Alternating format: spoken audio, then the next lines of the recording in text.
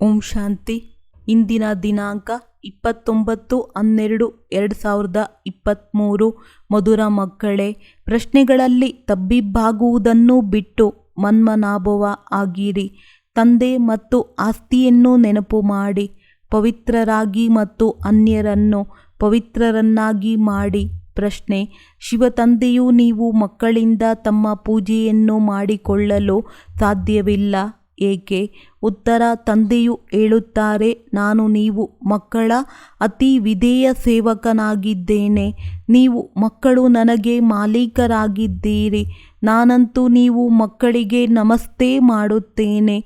ತಂದೆಯು ನಿರಹಂಕಾರಿಯಾಗಿದ್ದಾರೆ. ಮಕ್ಕಳು ಸಹ ತಂದೆಯ ಸಮಾನರಾಗಬೇಕಾಗಿದೆ. ನಾನು ನೀವು ಮಕ್ಕಳಿಂದ ತನ್ನ ಪೂಜೆಯನ್ನು ಹೇಗೆ ಮಾಡಿಸಿಕೊಳ್ಳುತ್ತೇನೆ? ನೀವು ನನ್ನ ಕಾಲುಗಳನ್ನು ತೊಳೆಯಲು ನನಗೆ ಕಾಲುಗಳೂ ಸಹ ಇಲ್ಲ. ತಾವಂತೂ ಈಶ್ವರೀಯ ಸೇವಾದಾರಿಗಳಾಗಿ ವಿಶ್ವದ ಸೇವೆಯನ್ನು ಮಾಡಬೇಕು. ಗೀತೆ: ನಿರ್ಬಲನೊಂದಿಗೆ ಬಲಶಾಲಿಯ ಯುದ್ಧ. ಓಂ ಶಾಂತಿ. ನಿರಾಕಾರ ಶಿವ ಭಗವಾನುವಾಚ: ಶಿವತಂದೆಯು ನಿರಾಕಾರನಾಗಿದ್ದಾರೆ ಮತ್ತು ಆತ್ಮರು ಯಾರು ಶಿವತಂದೆ ಎಂದು ಹೇಳುತ್ತಾರೆಯೋ ಅವರೂ ಸಹ ಮೂಲತಃ ನಿರಾಕಾರಿಯಾಗಿದ್ದಾರೆ. ನಿರಾಕಾರಿ ಪ್ರಪಂಚದ ನಿವಾಸಿಗಳಾಗಿದ್ದಾರೆ. ಇಲ್ಲಿ ಪಾತ್ರವನ್ನು ಅಭಿನಯಿಸುವುದಕ್ಕಾಗಿ ಸಾಕಾರಿಯಾಗಿದ್ದಾರೆ. ಈಗ ನಮ್ಮೆಲ್ಲರಿಗಂತೂ ಕಾಲುಗಳಿವೆ, ಕೃಷ್ಣನಿಗೂ ಪಾದಗಳಿವೆ. ಪಾದಪೂಜೆ ಮಾಡುತ್ತಾರಲ್ಲವೇ? ಶಿವತಂದೆಯು ತಿಳಿಸುತ್ತಾರೆ, ನಾನಂತೂ ವಿಧೇಯನಾಗಿದ್ದೇನೆ. ನಿಮ್ಮಿಂದ ನನ್ನ ಪಾದಗಳನ್ನು ತೊಳೆಸಿಕೊಳ್ಳಲು ಅಥವಾ ಪೂಜೆ ಮಾಡಿಸಿಕೊಳ್ಳಲು ನನಗೆ ಪಾದಗಳೇ ಇಲ್ಲ. ಸನ್ಯಾಸಿಗಳು ತಮ್ಮ ಪಾದಗಳನ್ನು ತೊಳೆಸಿಕೊಳ್ಳುತ್ತಾರಲ್ಲವೇ? ಗೃಹಸ್ಥಿಗಳು ಹೋಗಿ ಅವರ ಪಾದವನ್ನು ತೊಳೆಯುತ್ತಾರೆ. ಪಾದಗಳಂತೂ ಮನುಷ್ಯರದ್ದಾಗಿದೆ. ಆದರೆ ಶಿವತಂದೆಗೆ ನೀವು ಪಾದಪೂಜೆಯನ್ನು ಮಾಡಲು ಅವರಿಗೆ ಕಾಲುಗಳೇ ಇಲ್ಲ. ಇವು ಪೂಜೆಯ ಸಾಮಗ್ರಿಗಳಾಗಿವೆ. ತಂದೆಯು ತಿಳಿಸುತ್ತಾರೆ, ನಾನಂತೂ ಜ್ಞಾನಸಾಗರನಾಗಿದ್ದೇನೆ.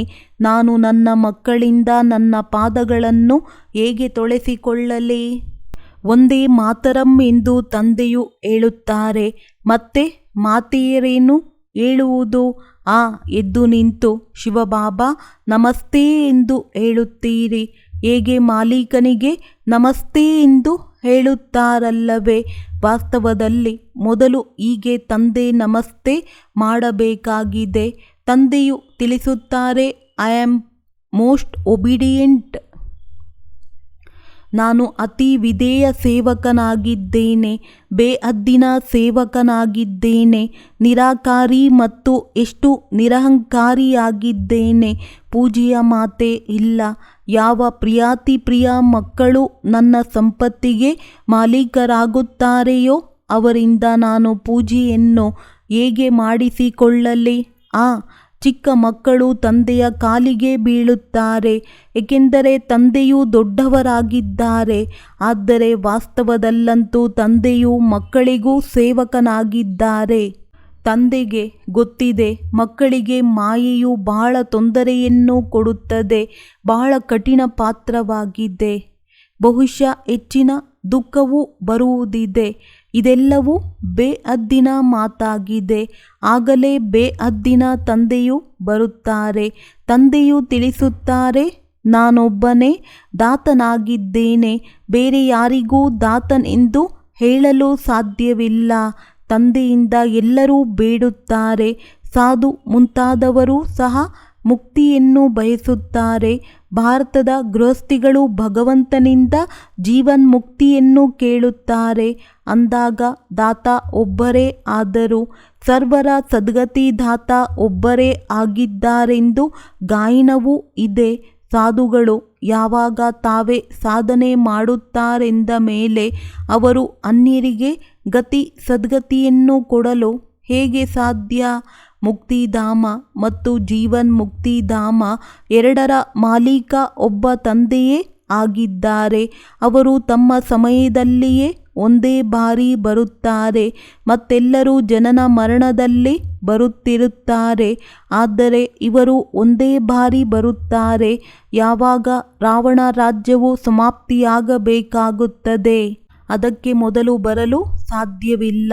ಹೀಗೆ ಬರಲು ನಾಟಕದಲ್ಲಿ ಪಾತ್ರವೇ ಇಲ್ಲ. ಆದ್ದರಿಂದ ತಂದೆಯು ತಿಳಿಸುತ್ತಾರೆ, ಮಕ್ಕಳೇ, ನೀವು ನನ್ನ ಮೂಲಕವೇ ನನ್ನನ್ನು ಈಗ ಅರಿತುಕೊಂಡಿದ್ದೀರಿ. ಮನುಷ್ಯರು ಅರಿತುಕೊಂಡಿಲ್ಲ. ಅವರು ಸರ್ವವ್ಯಾಪಿ ಎಂದು ಹೇಳಿಬಿಟ್ಟಿದ್ದಾರೆ. ಈಗಂತೂ ರಾವಣ ರಾಜ್ಯವಾಗಿದೆ. ಭಾರತವಾಸಿಗಳೇ ರಾವಣನನ್ನು ಸುಡುತ್ತಿರುತ್ತಾರೆ. ಇದರಿಂದ ರಾವಣ ರಾಜ್ಯವು ಭಾರತದಲ್ಲಿಯೇ ಆಗುತ್ತದೆ ಎಂಬುದು ಸಿದ್ಧವಾಗುತ್ತದೆ. ರಾಮರಾಜ್ಯವು ಭಾರತದಲ್ಲಿಯೇ ಆಗುತ್ತದೆ. ಈಗ ರಾವಣ ರಾಜ್ಯವು ಹೇಗೆ ಎಂಬ ಮಾತುಗಳನ್ನು ರಾಮರಾಜ್ಯವನ್ನು ಸ್ಥಾಪನೆ ಮಾಡುವವರೇ ತಿಳಿಸುತ್ತಾರೆ. ಇದನ್ನು ಯಾರು ತಿಳಿಸುತ್ತಾರೆ? ನಿರಾಕಾರ ಶಿವ ಭಗವಾನುವಾಚ. ಆತ್ಮನಿಗೆ ಶಿವನೆಂದು ಹೇಳುವುದಿಲ್ಲ. ಆತ್ಮರೆಲ್ಲರೂ ಸಾಲಿಗ್ರಾಮಗಳಾಗಿದ್ದಾರೆ. ಒಬ್ಬರನ್ನೇ ಶಿವನೆಂದು ಹೇಳಲಾಗುತ್ತದೆ. ಸಾಲಿಗ್ರಾಮಗಳು ಬಹಳ ಇರುತ್ತವೆ. ಇದು ರುದ್ರಜ್ಞಾನ ಯಜ್ಞವಾಗಿದೆ. ಆ ಬ್ರಾಹ್ಮಣರು ಯಾವ ಯಜ್ಞವನ್ನು ರಚಿಸುತ್ತಾರೆಯೋ ಅದರಲ್ಲಿ ಒಂದು ದೊಡ್ಡ ಶಿವಲಿಂಗ ಮತ್ತು ಚಿಕ್ಕ ಚಿಕ್ಕ ಸಾಲಿಗ್ರಾಮಗಳನ್ನು ಮಾಡಿ ಪೂಜಿಸುತ್ತಾರೆ. ದೇವಿಯರು ಮೊದಲಾದವರ ಪೂಜೆಯಂತೂ ವರ್ಷವೂ ಆಗುತ್ತದೆ. ಹೀಗೆ ಪ್ರತಿನಿತ್ಯ ಮಣ್ಣಿನಿಂದ ತಯಾರಿಸುತ್ತಾರೆ ಮತ್ತು ಪೂಜಿಸುತ್ತಾರೆ. ರುದ್ರನಿಗೆ ಬಹಳ ಮಾನ್ಯತೆ ಇದೆ. ಸಾಲಿಗ್ರಾಮಗಳು ಯಾರೆಂದು ಅವರು ತಿಳಿದುಕೊಂಡೇ ಇಲ್ಲ. ನೀವು ಶಿವಶಕ್ತಿ ಸೇನೆಯು ಪತಿತರನ್ನು ಪಾವನರನ್ನಾಗಿ ಮಾಡುತ್ತೀರಿ. ಶಿವನ ಪೂಜೆಯಂತೂ ಆಗುತ್ತದೆ. ಸಾಲಿಗ್ರಾಮಗಳು ಎಲ್ಲಿ ಹೋಗುವುದು? ಆದ್ದರಿಂದ ಬಹಳ ಮನುಷ್ಯರು ರುದ್ರ ಯಜ್ಞವನ್ನು ರಚಿಸಿ ಸಾಲಿಗ್ರಾಮಗಳ ಪೂಜೆ ಮಾಡುತ್ತಾರೆ. ಶಿವಬಾಬನ ಜೊತೆ ಮಕ್ಕಳೂ ಸಹ ಪರಿಶ್ರಮ ಪಡುತ್ತೀರಿ. ಶಿವಬಾಬನ ಸಹಯೋಗಿಗಳಾಗಿದ್ದೀರಿ. ಆದ್ದರಿಂದ ಈಶ್ವರೀಯ ಸೇವಾದಾರಿಗಳೆಂದು ಹೇಳಲಾಗುತ್ತದೆ. ಸ್ವಯಂ ನಿರಾಕಾರ ತಂದೆಯೂ ಸಹ ಅವಶ್ಯವಾಗಿ ಯಾವುದಾದರೂ ಶರೀರದಲ್ಲಿ ಬರುತ್ತಾರಲ್ಲವೇ? ಸ್ವರ್ಗದಲ್ಲಂತೂ ಸೇವೆ ಮಾಡುವ ಅವಶ್ಯಕತೆ ಇರುವುದಿಲ್ಲ. ಶಿವಬಾಬಾ ತಿಳಿಸುತ್ತಾರೆ, ನೋಡಿ, ಇವರು ನನ್ನ ಸೇವಾದಾರಿ ಮಕ್ಕಳಾಗಿದ್ದಾರೆ. ನಂಬರ್ ವಾರಂತೂ ಇರುತ್ತಾರಲ್ಲವೇ? ಎಲ್ಲರ ಪೂಜೆಯನ್ನಂತೂ ಮಾಡಲು ಸಾಧ್ಯವಿಲ್ಲ. ಈ ಯಜ್ಞವು ಭಾರತದಲ್ಲಿಯೇ ಆಗುತ್ತದೆ. ಇದರ ರಹಸ್ಯವನ್ನು ತಂದೆಯೇ ತಿಳಿಸುತ್ತಾರೆ. ಆ ಬ್ರಾಹ್ಮಣರಾಗಲಿ ಅಥವಾ ಸೇಠ್ಗಳಾಗಲಿ ತಿಳಿದುಕೊಂಡಿಲ್ಲ. ವಾಸ್ತವದಲ್ಲಿ ಇದು ರುದ್ರಜ್ಞಾನ ಯಜ್ಞವಾಗಿದೆ. ಮಕ್ಕಳು ಪವಿತ್ರರಾಗಿ ಭಾರತವನ್ನು ಸ್ವರ್ಗವನ್ನಾಗಿ ಮಾಡುತ್ತೀರಿ. ಇದು ದೊಡ್ಡ ಆಸ್ಪತ್ರೆಯಾಗಿದೆ. ಇಲ್ಲಿ ಯೋಗದ ಮೂಲಕ ನಾವು ಸದಾ ಆರೋಗ್ಯವಂತರಾಗುತ್ತೇವೆ. ತಂದೆಯು ಹೇಳುತ್ತಾರೆ, ನನ್ನನ್ನು ನೆನಪು ಮಾಡಿ. ದೇಹದ ಅಹಂಕಾರವು ಮೊದಲಿನ ನಂಬರಿನ ವಿಕಾರವಾಗಿದೆ. ಯಾವುದು ಯೋಗವನ್ನು ಕತ್ತರಿಸುತ್ತದೆ. ದೇಹಾಭಿಮಾನಿಗಳಾಗುತ್ತೀರಿ. ತಂದೆಯನ್ನು ಮರೆಯುತ್ತೀರಿ. ಆಗಲೇ ಮತ್ತೆಲ್ಲ ವಿಕಾರಗಳು ಬಂದು ಬಿಡುತ್ತವೆ. ನಿರಂತರವಾಗಿ ನೆನಪಿನಲ್ಲಿರುವುದೇ ಪರಿಶ್ರಮವಾಗಿದೆ. ಮನುಷ್ಯರು ಕೃಷ್ಣನನ್ನು ಭಗವಂತನೆಂದು ತಿಳಿದು ಅವರ ಪೂಜೆ ಮಾಡುತ್ತಾರೆ. ಆದರೆ ಅವರ ಪಾದ ಪೂಜೆ ಮಾಡಲು ಕೃಷ್ಣನು ಪತಿತ ಪಾವನನಂತೂ ಅಲ್ಲ. ಶಿವತಂದೆಗೆ ಕಾಲುಗಳಿಲ್ಲ. ಅವರು ಬಂದು ಮಾತೆಯರ ಸೇವಕನಾಗುತ್ತಾರೆ ಹಾಗೂ ತಿಳಿಸುತ್ತಾರೆ, ತಂದೆ ಮತ್ತು ಸ್ವರ್ಗವನ್ನು ನೆನಪು ಮಾಡಿದರೆ ನೀವು 21 ಜನ್ಮಗಳ ಕಾಲ ರಾಜ್ಯ ಮಾಡುತ್ತೀರಿ. 21 ಪೀಳಿಗೆಗಳೆಂದು ಗಾಯನವಿದೆ. ಅನ್ಯ ಧರ್ಮಗಳಲ್ಲಿ ಹೀಗೆ ಗಾಯನವಿಲ್ಲ. ಯಾವುದೇ ಧರ್ಮದವರಿಗೆ 21 ಜನ್ಮಗಳ ಸ್ವರ್ಗದ ಬಾದಶಾಹಿಯೂ ಸಿಗುವುದಿಲ್ಲ. ಇದು ಸಹ ನಾಟಕ ಮಾಡಲ್ಪಟ್ಟಿದೆ. ದೇವತಾ ಧರ್ಮದವರು ಯಾರು ಅನ್ಯ ಧರ್ಮಗಳಲ್ಲಿ ಸೇರಿ ಹೋಗಿದ್ದಾರೆಯೋ ಅವರು ಪುನಃ ಬರುತ್ತಾರೆ. ಸ್ವರ್ಗದ ಸುಖವಂತೂ ಅಪರಂಪಾರವಾಗಿದೆ. ಹೊಸ ಪ್ರಪಂಚ, ಹೊಸ ಮನೆಯಲ್ಲಿ ಒಳ್ಳೆಯ ಸುಖವಿರುತ್ತದೆ. ಅದು ಸ್ವಲ್ಪ ಹಳೆಯದಾದಾಗ ಒಂದಲ್ಲ ಒಂದು ಕಲೆಯುಂಟಾಗಿ ಬಿಡುತ್ತದೆ.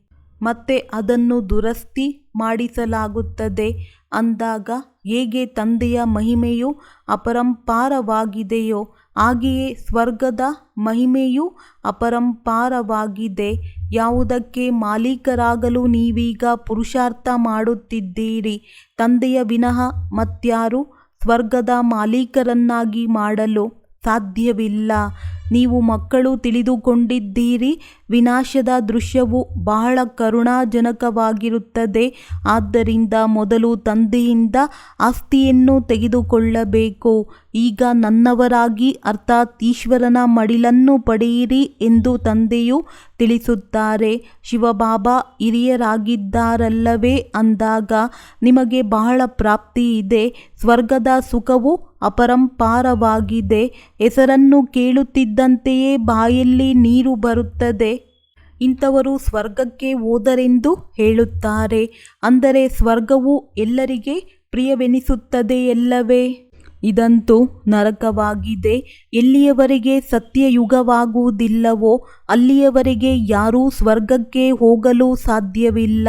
ತಂದೆಯು ತಿಳಿಸುತ್ತಾರೆ, ಈ ಜಗದಂಬಾ ಹೋಗಿ ಸ್ವರ್ಗದ ಮಹಾರಾಣಿ ಲಕ್ಷ್ಮಿಯಾಗುತ್ತಾಳೆ. ನಂತರ ಮಕ್ಕಳು ನಂಬರ್ ವಾರ್ ಆಗುತ್ತಾರೆ. ಮೊಮ್ಮ ಬಾಬಾ ಹೆಚ್ಚಿನ ಪುರುಷಾರ್ಥ ಮಾಡುತ್ತಾರೆ. ಅಲ್ಲಿ ಮಕ್ಕಳು ಸಹ ರಾಜ್ಯ ಮಾಡುತ್ತಾರೆ. ಕೇವಲ ಲಕ್ಷ್ಮೀನಾರಾಯಣರಷ್ಟೇ ಮಾಡುವುದಿಲ್ಲ ಅಂದಾಗ ಈಗ ತಂದೆಯು ಬಂದು ಮನುಷ್ಯರಿಂದ ದೇವತೆಗಳನ್ನಾಗಿ ಮಾಡುತ್ತಾರೆ, ಓದಿಸುತ್ತಾರೆ. ಒಂದು ವೇಳೆ ಕೃಷ್ಣನು ಹೀಗೆ ಮಾಡುತ್ತಾನೆ ಎನ್ನುವುದಾದರೆ ಕೃಷ್ಣನನ್ನು ದ್ವಾಪರದಲ್ಲಿ ತೆಗೆದುಕೊಂಡು ಹೋಗಿದ್ದಾರೆ. ದ್ವಾಪರದಲ್ಲಂತೂ ದೇವತೆಗಳಿರುವುದಿಲ್ಲ. ನಾವು ಸ್ವರ್ಗಕ್ಕೆ ಹೋಗುವುದಕ್ಕಾಗಿ ಮಾರ್ಗ ತಿಳಿಸುತ್ತೇವೆಂದು ಸನ್ಯಾಸಿಗಳು ಹೇಳಲು ಸಾಧ್ಯವಿಲ್ಲ. ಇದಕ್ಕೆ ಭಗವಂತನೇ ಬೇಕು ಹೇಳುತ್ತಾರೆ. ಮುಕ್ತಿ ಜೀವನ್ಮುಕ್ತಿಯ ದ್ವಾರಗಳು ಕಲಿಯುಗದ ಅಂತ್ಯದಲ್ಲಿಯೇ ತೆರೆಯುತ್ತವೆ. ಇದು ರುದ್ರ ಜ್ಞಾನ ಯಜ್ಞವಾಗಿದೆ. ನಾನು ಶಿವ, ರುದ್ರ ಮತ್ತು ಇವರು ಸಾಲಿಗ್ರಾಮಗಳಾಗಿದ್ದೀರಿ. ಇವರೆಲ್ಲರೂ ಶರೀರಧಾರಿಗಳಾಗಿದ್ದಾರೆ. ನಾನು ಶರೀರದ ಆಧಾರವನ್ನು ತೆಗೆದುಕೊಂಡಿದ್ದೇನೆ. ಇವರೆಲ್ಲರೂ ಬ್ರಾಹ್ಮಣರಾಗಿದ್ದಾರೆ. ಬ್ರಾಹ್ಮಣರ ಹೊರತು ಯಾರಲ್ಲಿಯೂ ಈ ಜ್ಞಾನವಿರುವುದಿಲ್ಲ. ಶೂದ್ರರಲ್ಲಿಯೂ ಇರುವುದಿಲ್ಲ. ಸತ್ಯಯುಗದಲ್ಲಿ ದೇವತೆಗಳು ಪಾರಸ ಬುದ್ಧಿಯವರಾಗಿದ್ದರು. ಆ ರೀತಿ ಈಗ ತಂದೆಯೇ ಮಾಡುತ್ತಾರೆ. ಸನ್ಯಾಸಿಗಳು ಯಾರನ್ನೂ ಪಾರಸ ಬುದ್ಧಿಯವರನ್ನಾಗಿ ಮಾಡಲು ಸಾಧ್ಯವಿಲ್ಲ. ಬಲೆ ಅವರು ಪವಿತ್ರರಾಗಿದ್ದಾರೆ, ಆದರೂ ಸಹ ರೋಗಿಗಳಾಗಿ ಬಿಡುತ್ತಾರೆ. ಸ್ವರ್ಗದಲ್ಲಿ ಎಂದೂ ರೋಗಿಗಳಾಗುವುದಿಲ್ಲ. ಅಲ್ಲಂತೂ ಅಪಾರ ಸುಖವಿರುತ್ತದೆ. ಆದ್ದರಿಂದ ಪೂರ್ಣ ಪುರುಷಾರ್ಥ ಮಾಡಿ ಎಂದು ತಂದೆಯು ತಿಳಿಸುತ್ತಾರೆ. ಹೇಗೆ ಸ್ಪರ್ಧೆ ಮಾಡುತ್ತಾರಲ್ಲವೇ? ಇದು ರುದ್ರ ಮಾಲೆಯಲ್ಲಿ ಪೋಣಿಸಲ್ಪಡುವ ಸ್ಪರ್ಧೆಯಾಗಿದೆ. ಅಂದಾಗ ಅಹಂ ಅಂದರೆ ನಾನಾತ್ಮನು ಯೋಗದ ಓಟವನ್ನು ಓಡಬೇಕು. ಎಷ್ಟು ಯೋಗ ಮಾಡುತ್ತೇವೆಯೋ ಅಷ್ಟು ಇವರು ತೀವ್ರವಾಗಿ ಓಡುತ್ತಿದ್ದಾರೆಂದು ತಿಳಿಯುತ್ತಾರೆ. ವಿಕರ್ಮಗಳು ಸಹ ವಿನಾಶವಾಗುತ್ತಾ ಹೋಗುತ್ತವೆ. ನೀವು ಹೇಳುತ್ತಾ ಕುಳಿತುಕೊಳ್ಳುತ್ತಾ ನಡೆಯುತ್ತಾ ತಿರುಗಾಡುತ್ತಲೂ ಸಹ ಯಾತ್ರೆಯಲ್ಲಿದ್ದೀರಿ. ಇದು ಬುದ್ಧಿಯೋಗದ ಬಹಳ ಒಳ್ಳೆಯ ಯಾತ್ರೆಯಾಗಿದೆ. ಇಂತಹ ಸ್ವರ್ಗದ ಅಪರಂಪಾರ ಸುಖವನ್ನು ಪಡೆಯುವುದಕ್ಕಾಗಿ ನಾವೇಕೆ ಪವಿತ್ರರಾಗುವುದಿಲ್ಲ? ನಮ್ಮನ್ನು ಮಾಯೆಯು ಅಲುಗಾಡಿಸಲು ಸಾಧ್ಯವಿಲ್ಲವೆಂದು ನೀವು ಹೇಳುತ್ತೀರಿ. ಪ್ರತಿಜ್ಞೆ ಮಾಡಲಾಗುತ್ತದೆ, ಇದು ಅಂತಿಮ ಜನ್ಮವಾಗಿದೆ, ಸಾಯಲೇಬೇಕಾಗಿದೆ. ಅಂದ ಮೇಲೆ ತಂದೆಯಿಂದ ಆಸ್ತಿಯನ್ನೇಕೆ ಪಡೆಯಬಾರದು? ಎಷ್ಟು ಮಂದಿ ತಂದೆಯ ಮಕ್ಕಳಿದ್ದಾರೆ? ಪ್ರಜಾಪಿತ ಅಂದ ಮೇಲೆ ಅವಶ್ಯವಾಗಿ ಹೊಸ ರಚನೆಯನ್ನು ರಚಿಸುತ್ತಾರೆ. ಬ್ರಾಹ್ಮಣರದ್ದೇ ಹೊಸ ರಚನೆಯಾಗುತ್ತದೆ. ಬ್ರಾಹ್ಮಣರು ಆತ್ಮೀಯ ಸಮಾಜ ಸೇವಕರಾಗಿದ್ದಾರೆ. ದೇವತೆಗಳಂತೂ ಪ್ರಾರಬ್ಧವನ್ನು ಭೋಗಿಸುತ್ತಾರೆ. ನೀವು ಭಾರತದ ಸೇವೆ ಮಾಡುತ್ತೀರಿ. ಆದ್ದರಿಂದ ನೀವೇ ಸ್ವರ್ಗದ ಮಾಲೀಕರಾಗುತ್ತೀರಿ. ಭಾರತದ ಸೇವೆ ಮಾಡುವುದರಲ್ಲಿ ಎಲ್ಲರ ಸೇವೆಯಾಗಿ ಬಿಡುತ್ತದೆ. ಅಂದಾಗ ಇದು ರುದ್ರ ಜ್ಞಾನ ಯಜ್ಞವಾಗಿದೆ. ಶಿವನಿಗೆ ರುದ್ರನೆಂದು ಹೇಳಲಾಗುತ್ತದೆ, ಕೃಷ್ಣನಿಗಲ್ಲ. ಕೃಷ್ಣನು ಸತ್ಯಯುಗದ ರಾಜಕುಮಾರನಾಗಿದ್ದಾನೆ. ಅಲ್ಲಿ ಈ ಯಜ್ಞ ಮೊದಲಾದವುಗಳಿರುವುದಿಲ್ಲ. ಈಗ ಇದು ರಾವಣ ರಾಜ್ಯವಾಗಿದೆ. ಇದು ಸಮಾಪ್ತಿಯಾಗಲಿದೆ. ಮತ್ತೆಂದೂ ರಾವಣನ ಪ್ರತಿಮೆಯನ್ನು ಮಾಡುವುದಿಲ್ಲ. ತಂದೆಯೇ ಬಂದು ಈ ಬಂಧನಗಳಿಂದ ಬಿಡಿಸುತ್ತಾರೆ. ಈ ಬ್ರಹ್ಮರವರನ್ನು ಸಹ ಬಿಡಿಸಿದೆನಲ್ಲವೇ? ಶಾಸ್ತ್ರಗಳನ್ನು ಓದುತ್ತಾ ಓದುತ್ತಾ ಯಾವ ಸ್ಥಿತಿಯಾಗಿ ಬಿಟ್ಟಿದೆ. ಆದ್ದರಿಂದ ಈಗ ನನ್ನನ್ನು ನೆನಪು ಮಾಡಿ ಎಂದು ತಂದೆ ತಿಳಿಸುತ್ತಾರೆ. ತಂದೆಯನ್ನು ನೆನಪು ಮಾಡುವ ಧೈರ್ಯವಿಲ್ಲ, ಪವಿತ್ರವಾಗಿರುವುದಿಲ್ಲ, ವ್ಯರ್ಥವಾದ ಪ್ರಶ್ನೆಗಳನ್ನು ಕೇಳುತ್ತಿರುತ್ತಾರೆ. ಆದ್ದರಿಂದ ತಂದೆಯು ಹೇಳುತ್ತಾರೆ, ಮಕ್ಕಳೇ, ಮನ್ಮನಾಭವ, ಒಂದು ವೇಳೆ ಯಾವುದೇ ಮಾತಿನಲ್ಲಿ ತಬ್ಬಿಬ್ಬಾಗುತ್ತೀರೆಂದರೆ ಅದನ್ನು ಬಿಟ್ಟು ಬಿಡಿ. ಮನ್ಮನಾಭವ ಆಗಿರಿ. ಪ್ರಶ್ನೆಗೆ ಪ್ರತ್ಯುತ್ತರ ಸಿಗಲಿಲ್ಲವೆಂದು ಹೇಳಿ ವಿದ್ಯೆಯನ್ನೇ ಬಿಟ್ಟು ಬಿಡುವುದಲ್ಲ.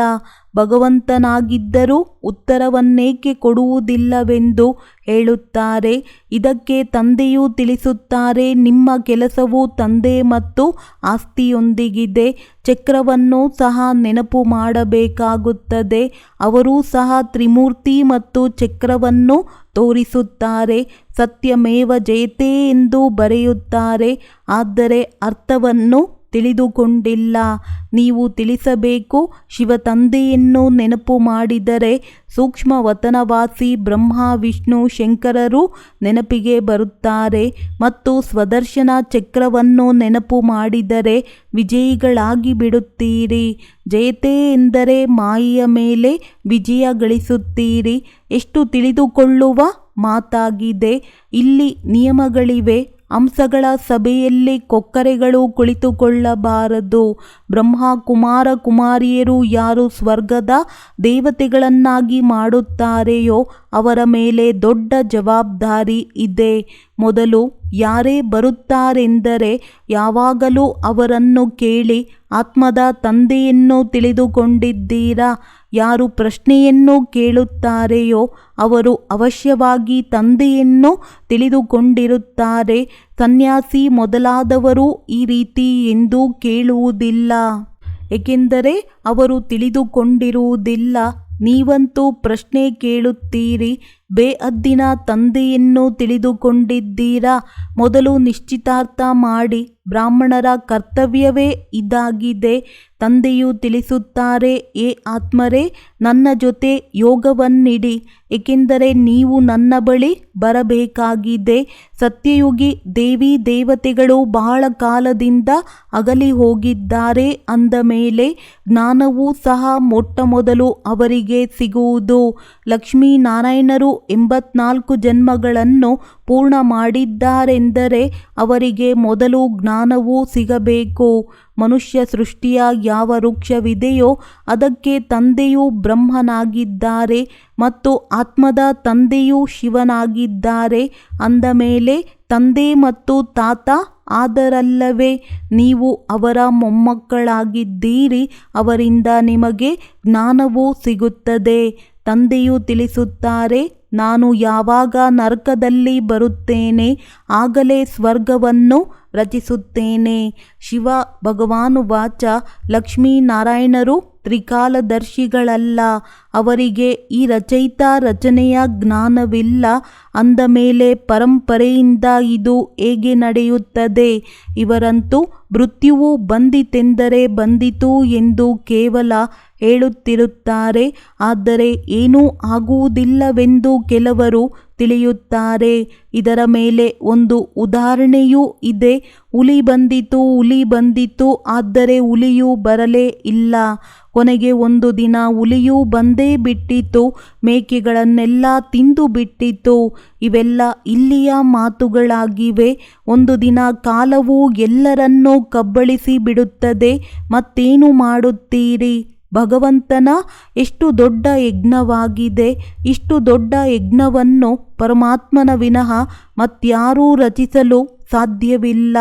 ಬ್ರಹ್ಮವಂಶಿ ಬ್ರಾಹ್ಮಣರೆಂದು ಕರೆಸಿಕೊಂಡು ಪವಿತ್ರವಾಗಿಲ್ಲವೆಂದರೆ ಅವರು ಸತ್ತಂತೆ. ಶಿವಬಾಬನೊಂದಿಗೆ ಪ್ರತಿಜ್ಞೆ ಮಾಡಲಾಗುತ್ತದೆ. ಮಧುರ ತಂದೆಯ ಸ್ವರ್ಗದ ಮಾಲೀಕರನ್ನಾಗಿ ಮಾಡುವ ತಂದೆಯೇ, ನಾನಂತೂ ತಮ್ಮವನಾಗಿದ್ದೇನೆ, ಅಂತ್ಯದವರೆಗೆ ತಮ್ಮವನಾಗಿಯೇ ಇರುತ್ತೇನೆ. ಇಂತಹ ತಂದೆ ಅಥವಾ ಪ್ರಿಯತಮನಿಗೆ ವಿಚ್ಛೇದನ ಕೊಟ್ಟರೆ ಮಹಾರಾಜ ಮಹಾರಾಣಿಯಾಗಲು ಸಾಧ್ಯವಿಲ್ಲ. ಒಳ್ಳೆಯದು. ಮಧುರಾತಿ ಮಧುರ ಅಗಲಿ ಮರಳಿ ಸಿಕ್ಕಿರುವಂತಹ ಮಕ್ಕಳಿಗೆ ಪ್ರೀತಿಯ ಮಾತ್ಪಿತಾ ಬಾಪ್ ತಾದಾರವರ ನೆನಪು, ಪ್ರೀತಿ ಹಾಗೂ ಸುಪ್ರಭಾತ.